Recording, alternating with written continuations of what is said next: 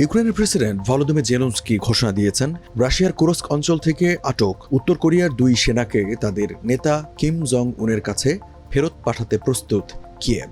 তবে শর্ত হলো, কিমকে রাশিয়ায় বন্দী ইউক্রেনীয় যোদ্ধাদের মুক্তির ব্যবস্থা করতে হবে।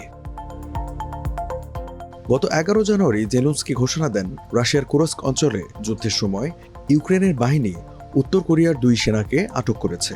প্রায় 3 বছরের যুদ্ধে এবারই প্রথম ইউক্রেন উত্তর কোরিয়ার কোনো সেনাকে আটক করল। নিরাপত্তা পরিষেবা বিভাগের কর্মকর্তাদের ভাষ্যমতে এদের বয়স 20 এবং 26 বছর।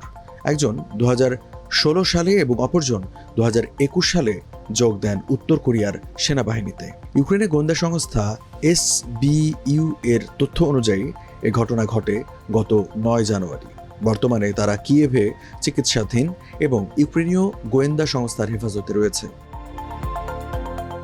জেলেনস্কি সোশ্যাল মিডিয়া প্ল্যাটফর্ম এক্সে বলেছেন, যদি কিম জং উন তার সেনাদের ফিরিয়ে নিতে চান, তাহলে আমাদের বন্দী ইউক্রেনীয়দের মুক্তির ব্যবস্থা করতে হবে।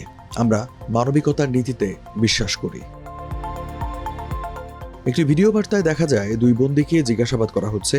একজন হাতে ব্যান্ডেজ বাঁধা অবস্থায় বিছানায় শুয়ে, অন্যজন চোয়ালে ব্যান্ডেজ নিয়ে বসে আছেন। একজন দোভাষীর মাধ্যমে তারা জানান, তাদের বলা হয়েছিল যে তারা একটি প্রশিক্ষণ অনুশীলনে অংশ নিচ্ছেন, কিন্তু পরে বুঝতে পারলেন তারা ইউক্রেনের বিরুদ্ধে যুদ্ধ করছেন।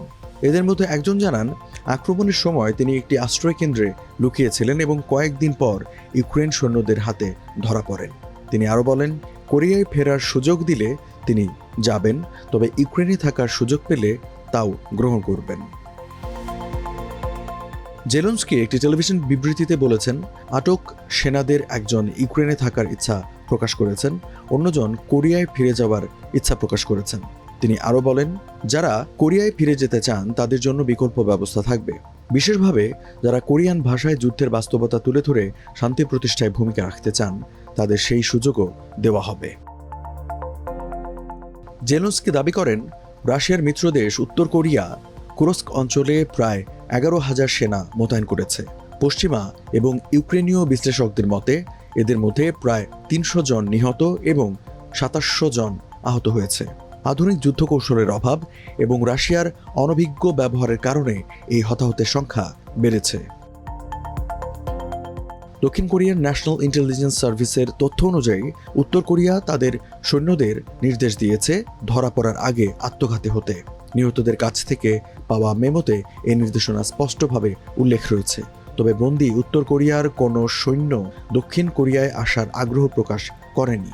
দক্ষিণ কোরিয়া জানিয়েছে, প্রয়োজনে তারা ইউক্রেনকে সহযোগিতা করতে প্রস্তুত।